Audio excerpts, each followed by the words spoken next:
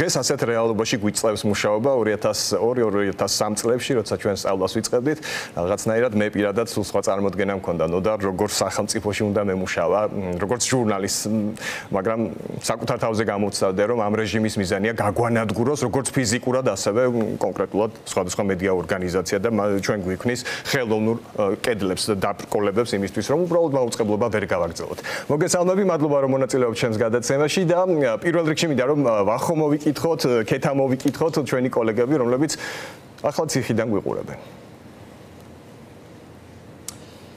საღამო მშვიდობის, მართლაც მეც ვერასდროს ვერ წარმოვიდგენდი გურამ რომ მოგვიწევდა საუბარი იმაზე რომ ვახო სანაიას ჩვენს ჯგუფელს გამოვყოფ მასთან ერთად გავატარეთ ბევრი წელი და გავებდნენ იმის გამო რომ გამოხატავდა პროტესტს და გამოთქვამდა თავის მოსაზრებას.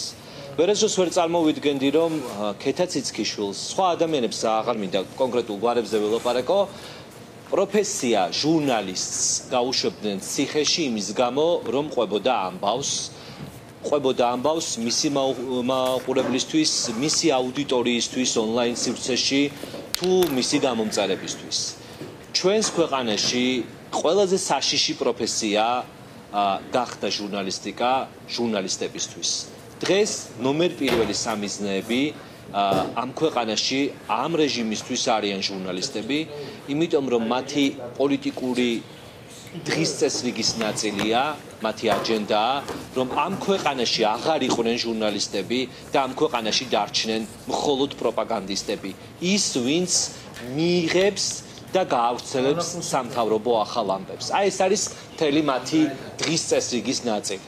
ამისთვის აკეთებენ ბევრ რამეს და მათ შორის იღებენ კანონებს, რომელიც ზღუდავს ჩვენს საქმიანობას. ნოდარ, შენ რა მოლოდინი გაქვს? მე პირადად მგონია, რომ რასაც ახლა ვხედავ, ეს მხოლოდ გვირილებია, ასე ვთქვათ, და წინ ყველაზე რთული პერიოდი გველოდება.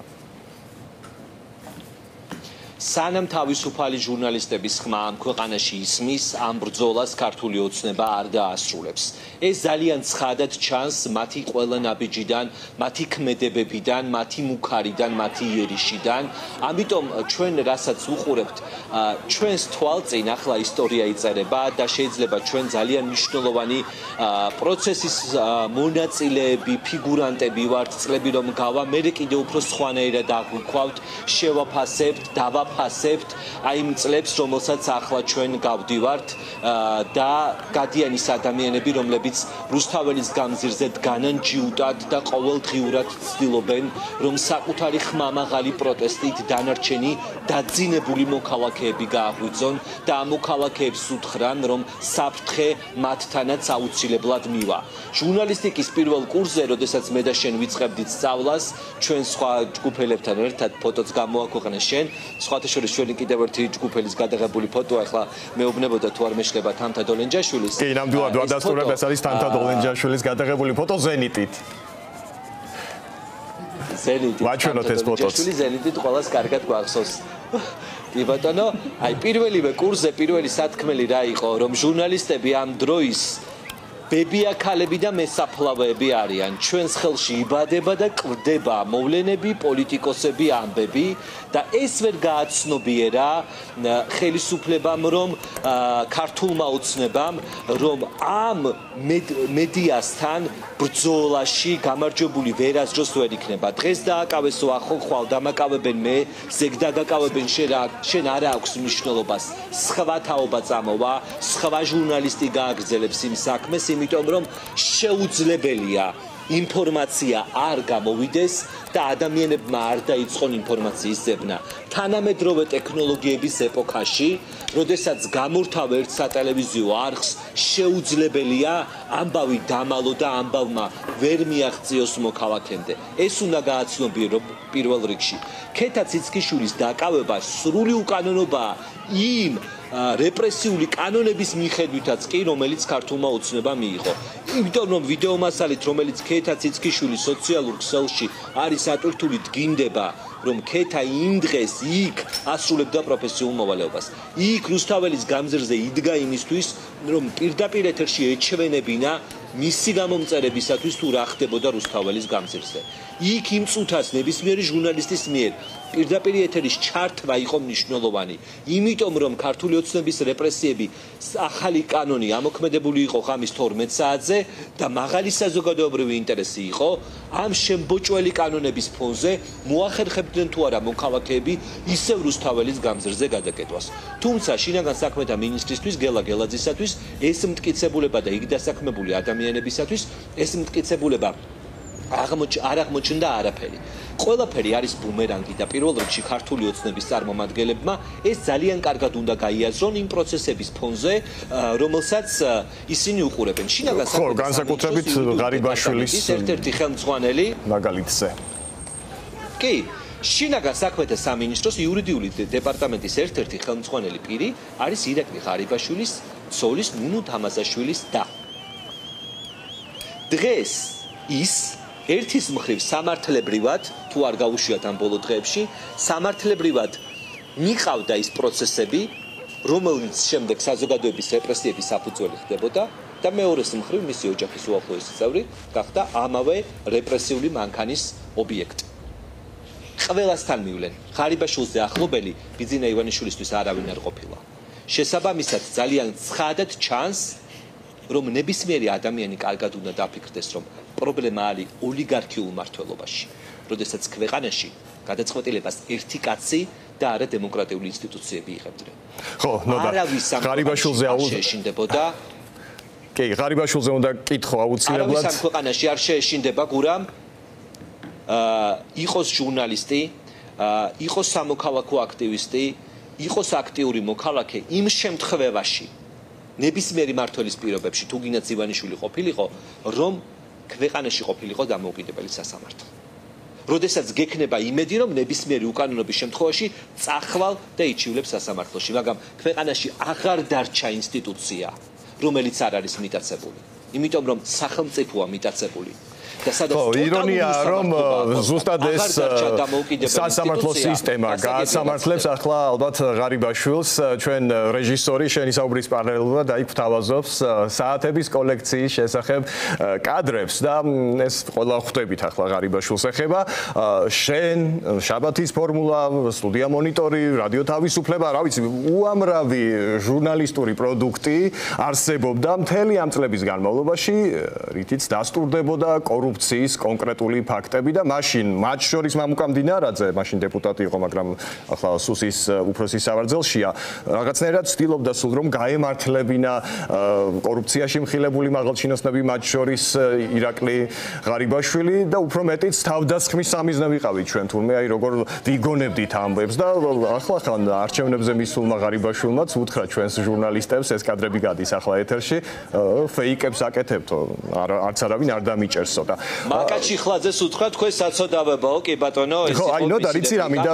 მაკას კითხვაზე რომელმასაც უთხრა რომ ელოდები თუ არა დაჭერასო ხო რა მინდა კითხო ყველასთვის ცნობილი იყო ახლა ბიძინამდე როგორ ვერ მიაღწევდა ეს ამბავი ახლა გაიგო რომ სულაც არ ურიცხავდნენ ამ მილიონებს მისი ასე ვთქვათ მდიდარი პენსიონერი მშობლები ეს ყველა ვიცოდით მაგრამ ახლა რატომ ხედავთ აი ამაზე რეაგირებას და აი ამ კადრებს ბოდიში ამ სიტყვისთვის ქართული შესატყვისი ვიცი მაგრამ მე მგონი რუსულს უფრო გაიგებენ აი პაჭკა დოლარებს ხედავთ გურამ აქ არის ერთი მნიშვნელოვანი ამბავი ჟურნალისტები წლების განმავლობაში ვყვებოდით ირაკლი ღარიბაშვილის სახელთან დაკავშირებულ არაერთ კორუფციულ სკანდალზე თავპირს ალეწავდნენ ჩვენს ჟურნალისტებს და დასახმარებლად პოლიციას როდესაც იძახებდა არც კი მიდიოდნენ დედოფლის წყაროში მე მახსოვს ერთ-ერთი ჟურნალისტური გამოძიება რომელიც მაკა ანდრონიკაშვილმა მოამზადა ირაკლი ღარიბაშვილის მამის ფიქტიურ ფლობაში არსებულ ბიზნესებთან დაკავშირებით და ჟურნალისტს ფიზიკურად გაუსწორდნენ იქ ადგილზე და პოლიციაც კი არ მივიდა ადგილზე შემდეგ მივიდა რამდენიმე საათის შემდეგ და ეს საქმე დღემდე თაროზე არის შემოდებული ბოლოს დადასტურდა რომ ეს კომპანია რომელზეც ეჭვი ჰქონდა რომ ღარიბაშვილების ფიქტიურ მმართველობაში იყო და ამის არაერთი მტკიცებულება ჰქონდა ეს კომპანია ოფიციალურად გადაიფორმა არიელ ღარიბაშვილმა წარმოუდგენელი თავდასხმების კასკადი მიიღო ჩვენმა გუნდმა მაშინ, როდესაც ირაკლი ღარიბაშვილის მიერ სამთავრობო თვითმფრინავის პირადი მიზნებისათვის გამოყენების შესახებ ჟურნალისტური გამოძიება მოვამზადეთ და ეთერში გავუშვით და მთელი სამთავრობო პროპაგანდა, რომელიც დღეს ღარიბაშვილის გაშავებით არის დაკავებული, მაშინ ჩვენს წინააღმდეგ იყო მომართული. არაერთი ჟურნალისტური გამოძიება ყოფილა, მათ შორის შემოსავლებზე, უძრავ ქონებაზე, ირაკლი ღარიბაშვილის მეუღლის ნუნუ თამაშაშვილის სახელზე ახალ წელს 31 დეკემბერს გაფორმებულ ბაკურიანის ტყესთან დაკავშირებით, როდესაც ჩვენი გუნდი ამ გამოძიებებს ამზადებდა და ამ ფაქტებს პოულობდა, იგივე ადამიანების მხრიდან ვიყავით უშველი სიტყვებით ლანძღვის ობიექტები. დღეს ეს ადამიანები თავად ლაპარაკობენ იგივე ამბებზე. და ეხლა შესაბამისად მიჩნდება კითხვა. სხვა ჟურნალისტური გამოძიების ადრესატები, რომლებიც იყვნენ და რომლებიც ეხლა ჯერ კიდევ ძალაუფლებას ინარჩუნებენ. და რითქინდება, რომ ისინი ზუსტად იგივენაირად არ ჩადიოდნენ სავარაუდო დანაშაულს, რასაც დღეს ღარიბაშვილს ედავებიან. ამიტომ ეს არის პროცესი. მე კიდე ერთი კითხვა მიჩნდება, ნოდარ. და მამუკა მდინარაძის კორუფციულ ფაქტებს ვინ გამოიკვლევს? გურამ ქართული ოცნების მმართველობის პრაქტიკა გვიჩვენებს, რომ რაღაცა პერიოდის განმავლობაში აღზევებული ადამიანები, რომლებსაც განსაკუთრებული ძალაუფლება გააჩნიათ, გავიხსენოთ გახარიას შემთხვევა, რომელიც სრულად დისკრედიტებული იყო 2019 წლის გავრილოვის ღამის შემდეგ, ბიძინა ივანიშვილი მაინც წავიდა და იმიტომ რომ იმ დროს ის მისი ფავორიტი იყო, პრემიერ-მინისტრად დანიშნა და შემდეგ პროცესები როგორც დასრულდა, ძალიან კარგად ვხედავთ. ასეთი ზედაპირზე არაერთი ფაქტია. და ეს ფაქტები ჩვენ გვიჩენს შეფასების საფუძველს, რომ სწორედ მართვის სტილი ეს არის. რაღაცა პერიოდით აღაზევებენ, რაღაც საქმეს გააკეთებინებენ და შემდეგ ამ ადამიანების წინააღმდეგ იგივე მანქანა იწყებს მუშაობას, რომლის ნაწილიც ეს ადამიანები იყვნენ. ეს ხო ფაქტები არის. და ჩვენ ისევ ამას გავაშუქებთ, ნოდარ. გვაძლევს დასკვნების გაკეთების საშუალებას. კი, და ჩვენ მოგვიწევს ისევ ამ ადამიანებზე რეპორტაჟების მომზადება. თავისუფალი მედიის როლიც ეგ არის და თავისუფალი მედიის ტვირთიც ეგ არის. კი ბატონო, და მე ამ ეთერიდან სხვათა შორის მინდა პირობა მივცენო და მამუკა მდინარაძეს, რომელმაც პერსონალურად ზუსტად ვიცი, ტელეკომპანია იმედს მოსთხოვა, რომ ჩემზე თავდასხმის ვიდეო არ გაეშვათ ეთერში და თითქმის ერთი წელი გავიდა ამ ფაქტიდან და მართლა არ უჩვენებიათ მთელი ერთი წლის განმავლობაში ჩემზე თავდასხმის ფაქტი და ეს იყო მამუკა მდინარაძის პერსონალური მოთხოვნა. მე მამუკა მდინარაძეს ვკითხები, პირდები, რომ აი მას როცა პრობლემები შეექმნება ეგრეთ წოდებულ სამართალთან, მე აუცილებლად გავაშუქებ ამ პროცესებს. ნოდარ, საუბარი უნდა დავასრულო ასევე იმით, რითიც დავიწყეთ ჩვენი ასე ვთქვათ ინტერვიუ, უნდა ვაჩვენო ის ფოტო ჩვენი წარსულიდან 2003 წელია თუ არ ვცდებით, რიდეს თამთა დოლინჯაშვილის მიერ გადაღებული ფოტოები. ეხლა ეს ფოტოებია სხვა შორის, სადაც ანაწერეთელი ჩანს, მარიკა ბაკურაძე და დღეს სად ვართ? მე უბრალოდ ამ ფოტოებს იმიტომ გაჩვენებ ახლა, რომ ნეგატივები შენახული მაქვს ამბობს თამთა და ალბათ უფრო მეტ ფოტოს გვიჩვენებს. უფრო მეტ ალბათ ნოდარ მელაძის შაბათში ვნახავთ.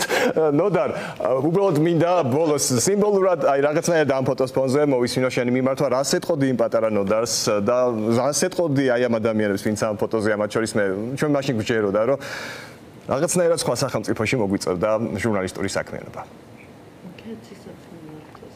ეს არის პროფესია, რომელიც ყველაზე სწორად ავირჩიეთ ჩემი აზრით, ავირჩიეთ ჩვენ ყველამ და დღეს ეს პროფესია თავისუფალი მედია ისე სჭირდება ამ ქვეყანას როგორც არასდროს და არც კი მინდა წარმოვიდგინო რა შეიძლება იყოს ამ ქვეყანაში და როგორ განვითარდეს პროცესები იმ სატელევიზიო არხების და იმ ონლაინ გამოცემების გარეშე, რომლებიც დღეს დარჩა რაღაცა პატარა ფანჯარასავით აი იმ საყოველთაო უწყუდიათში, რომელიც ამ ქვეყანაში ისადგურებს.